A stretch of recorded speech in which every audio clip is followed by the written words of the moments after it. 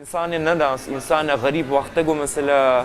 بيد حسن جوز كرمانجي دشتغلم ولا عجيب ما يدمن إنما إجي تيكليا خوان وأنا راقدت كما تشيشة جواها. Ev axaftinên Kurdî ku bi awayeke baş tê berguhê we, mirov dibe qey kesekî Kurd e lê yê ku wan axaftinên Kurdî dike, kesekî Tirk e. يعني الجوري ما بيعمل موسيقى دعوتها أو تشتكي قالك بقيمتها. Argun Çakırê akademisyen ku Tirkê ji bajarê Muğla ya Tirkiyeyê weke zimanê dayika xwe Kurdî diaxive û bi awayeke baş pê dinivîse jî. من اسطنبول دست بكر مخوابقة دست بكر نتشوما قرصكي بإمكاني خواهش تشوما برتقاني كي مچند برتقان كرمانجي جبو يعني فيربونا كرمانجي مشوار كرين از هاتما مالي ملوامي زامن بيشي ملو دست بكر تبكي نكي يعني بوي شكلي هيك نكاري ولو كرمانجي خو زماني خو قالكي بيشخي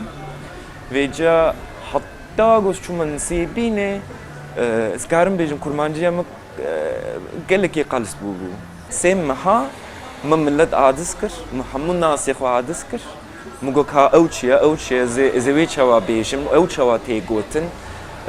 فيلان بيوان يعني مكرمانجي خو پیش خست. Akademisyenê Tirk derbarê kultura kemaçe ya li nesêbîna Mêrdînê gelekî navdar e û li ser dengbêjên Kurdan lêkolînên akademîk kiriye, wan xebatên xwe wek mijara mastera xwe di zanîngeheke li Brîtanyayê de pêşkeş kiriye. مجبو مجارا دكتورة يا اخوا ما كماچيوانين işte عالية ميردين شغل نقاند بو اري او يعني مجارا تزامه بو من تويدر يعني جمرا قالك يقنج بون و قالك جمرا بونا علي كارشي قو انسان جمرنا بو بانا علي كار مثلا از كرمانجي جنا دعلميم ومن كلنا خوج مثلا ندمشاند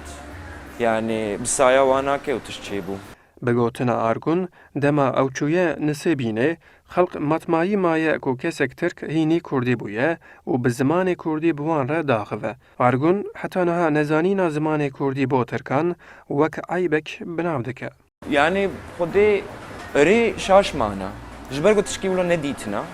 وشو وجي يعني او عيبا تركايا كردجي هي نعلمينا جو مثلا يكي تركي ونكرد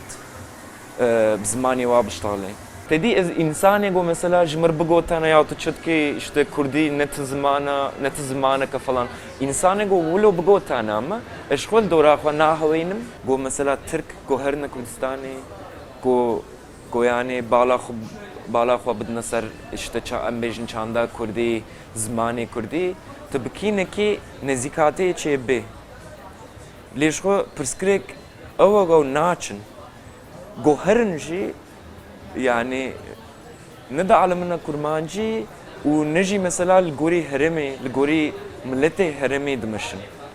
يعني ادبيجن اصل امن مثلا اول شخوا يعني وقت جوز شوما نسيبينا منجو اصل ازم مجوز حاتم جبر جوز تخوازم جي انسانا بعلمم اشوما ولاتي انسانا شما اصل ازبم نجي منا Argunê ku ji bo xebatên xwe yên akademîk saleke li nisêbînê maye, li gund û bajarokên Kurdan gelek cara çûye dawatan fêrî gelek gotina stranên bi Kurdî jî bûye. Ercan Da, Kurdistan 24, İstanbul.